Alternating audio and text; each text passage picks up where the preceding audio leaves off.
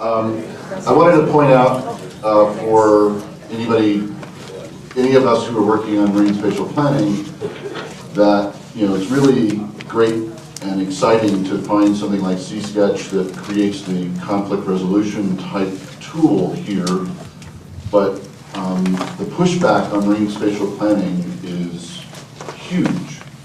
The sort of right-wing response is that this is the government zoning the ocean and taking the ocean away from the people, right? Taking away America's freedom to go anywhere we want, do anything we want in the ocean.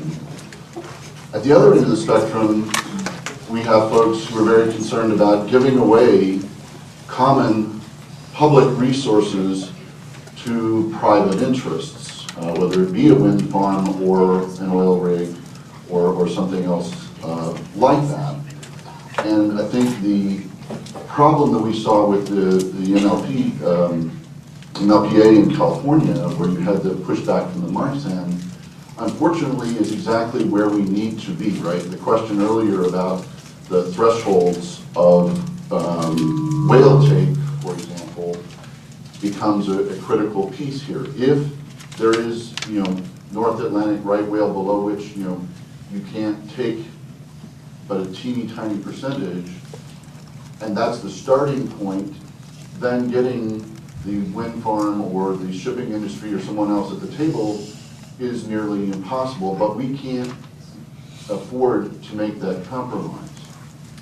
And then secondary to that, I think, is the example you were just using with C-Sketch. Yeah, the blue whales are there under current environmental conditions, and the gray whales are there in current environmental conditions. The gray whales may stay in their migratory pathways because they're using the coast, but the blue whales very well may follow and change if there's a temperature and chemistry change in the way that the grays don't. And we have to think about our continual change in that optimal curve that we were being shown earlier. Right? That curve may change 5 years, 10 years down the road, and that 25-year wind farm may need to move. And I don't think there's the cash in the system to do that constant mapping and adaptive change. And so we're going to have to figure out that conflict, especially when the House Natural Resources Committee has forbid the federal government from spending any money on marine spatial planning. So there are a bunch of issues there that I'll try to unpack. So on the political end, kind of MSP in the United States, you're absolutely right, and that's why a lot of the work that we're doing with C-Sketch is international, because the politics are just completely different in New Zealand and other places. How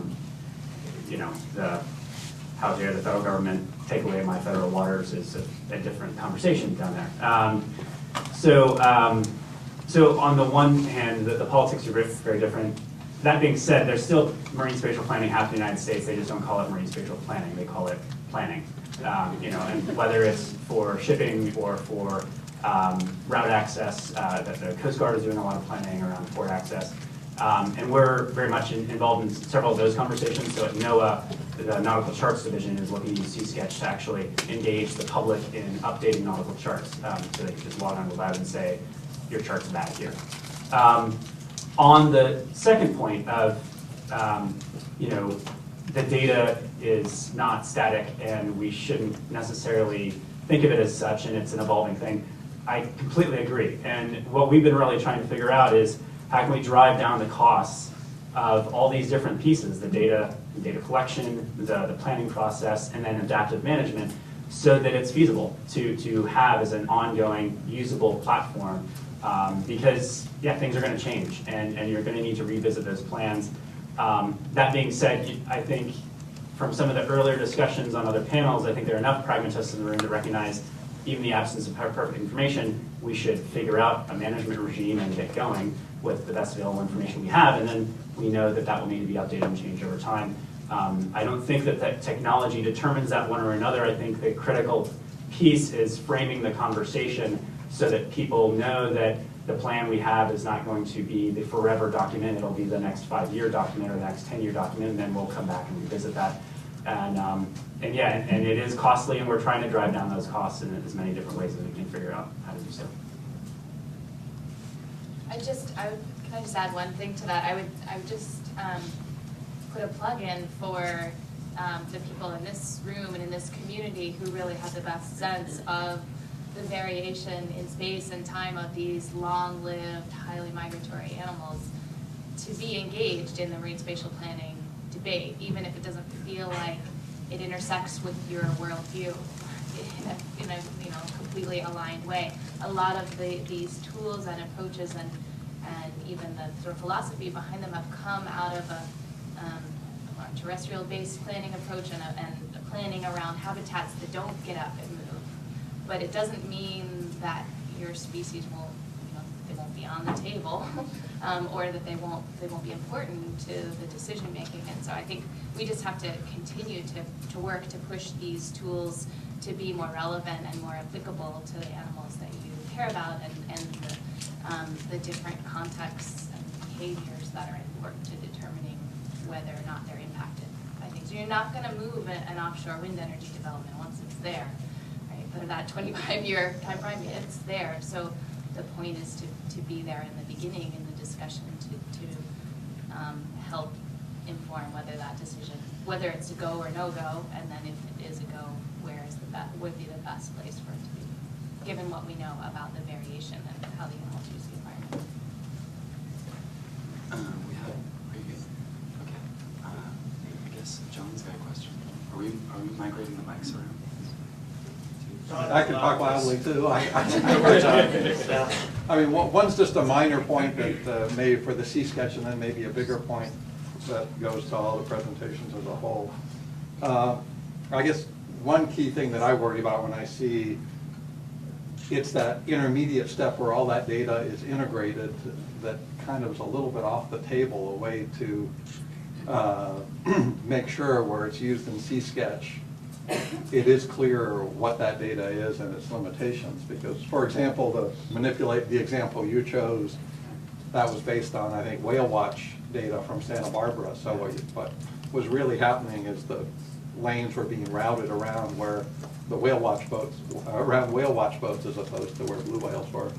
And it had nothing for south of the islands, areas that, there's some analyses. So trying to get those caveats so they're clear. But yeah. I think my bigger point that I've been sort of struggling with, and I think maybe in Ben's and Carrie's point, and maybe it's a direction, because I see the need for this to be used in management.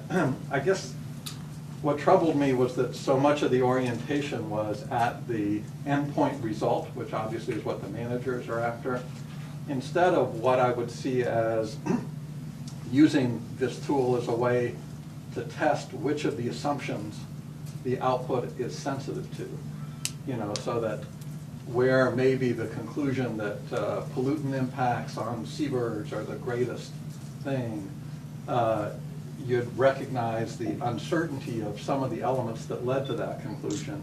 And I think with so many of the audience here being researchers, that's where it could be valuable to us, not the managers, to know, okay, here's where a conclusion is being driven by this kind of data, but it's actually data we have a huge amount of uncertainty about. And so that's an area we should focus our research. And I guess from the talk last night to the ones today, I just didn't hear that. I saw too much of the emphasis on the output. And to me, that really worried me, because I knew so many of the things going into that model had uncertainty. Some not so much, and others more. And first, so one specific question is, do you try to capture uncertainty, and to what degree are you doing these types of sensitivity tests, and how can that come back to researchers to then recognize here's something we need to understand better for these kind of models to work? And I just urge you to, if you can respond to that, but also think in that direction. Yeah, there was some fairly minimal sensitivity analysis done with the Ocean Health Index to look at the changing weights of the different goals, and also some of the inputs and the parameterization. And it's, it gets back to the earlier question about sensitivity that Tom brought up about just with the distribution maps, we have sensitive uncertainty surrounding that too. And in part, it's there's a computational load, and then there's a communication load, or just how you visualize that and not overwhelm the end user. But it's a great point, and that's, I would say, where these frameworks need to go next, and being explicit with those parameters, and really that should drive this sort of gap analysis about, well, where our confidence intervals are the widest, and Jeff Moore was mentioning this earlier, where is pollution, is it really that big an impact, or could it be a minimal impact, but we think it's a big impact, so how can we test these things, and yeah, I think of visualization strategies, but really the computational load is fairly minimal, especially with computers today, so I think we got to go there as a community, and so it's a really valid point. Yeah. Any other comments? Well, I would just say, from a planning perspective, the sequence of steps that the MLPA followed, we think was, the MLPAI, the initiative followed, we think was a very good one, and has kind of been our template in other regions of having a science advisory team that's reviewing all the data and the modeling and all the parameterization in that modeling. And then step one of stakeholder engagement is a review and kind of opening up the black box and walking people through. Here are the data sets we're using, here are their sources, here's some of the problems with them that we know, but it's the best we've got. And then enabling stakeholders to kind of kick the tires on that. If they've got their own experts from their NGO or their industry that they want to consult to get that input, step one, and then close the hood and let's drive this thing, and then actually use it in the planning context. So it's definitely critical, but I think you've got to kind of deal with it and then say, okay, that conversation's done, and now we're going to go with what we got and undertake the planning.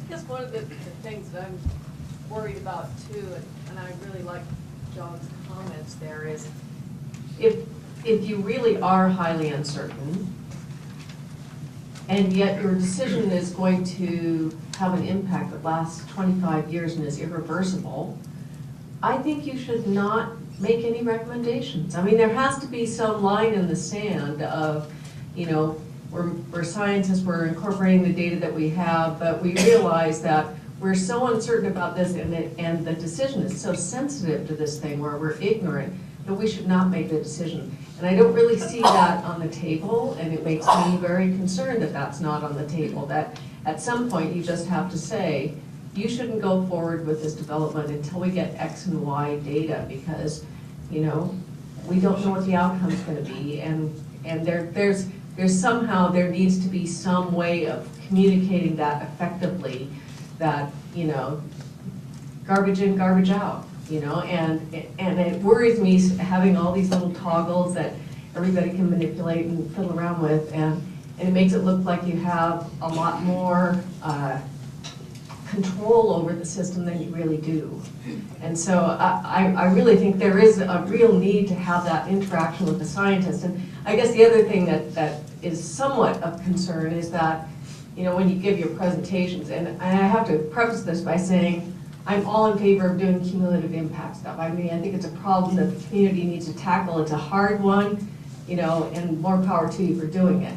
But then when you're communicating, especially back to a scientific group, and you say, the effect of pollutants on all marine mammals is X, we're just going to call bullshit on that, because, I mean, there's a big difference between blue whales and harbor porpoise and sea lions, and we don't think it's a good thing to just put them all in one block, So there needs to be some, better communication, I think, with the scientific community to get people to buy in and help you out on developing something that's more appropriate.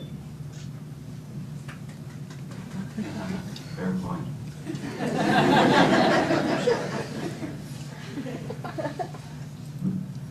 Time for one more question back here. Hopefully this is quick. It's kind of a follow-up to what Evan was saying. I'm interested, out of the MLPA process, were there any outcomes where they actually identified where more research should be because you said you had everybody at the table, was that ever written up or documented? So yeah, there have been several papers unpacking various parts of the process. So there was one paper looking kind of planning process overall. There's been a paper specifically on marine map. I think on the science side, my role was more on the stakeholder side and not as much on the science side, so you'd have to ask some members of the science advisory team. I'm sure that they were documenting holes throughout that needed to be improved. And the monitoring enterprise, the MPA monitoring enterprise, that's actually monitoring the effectiveness of placing these MPAs and what impact did that make. I think they're also addressing much of that so that that monitoring in MPA, within and without MPA, could be used for adaptive management, kind of tweaking boundaries over time, placing new MPAs if it made sense. So that is probably where the locus of that activity is taking place right now. I'd just add to that, because the initiative moved, region by region, there was some adaptive science happening as they went along. So there were priorities that were identified early on that then people got funding for either through the process or from external grants to try to tackle, and some of that happened fast enough to be incorporated in later regions. So there definitely was an eye to what are the key research gaps. Great, thank you. If we can have one more round of applause for the panel.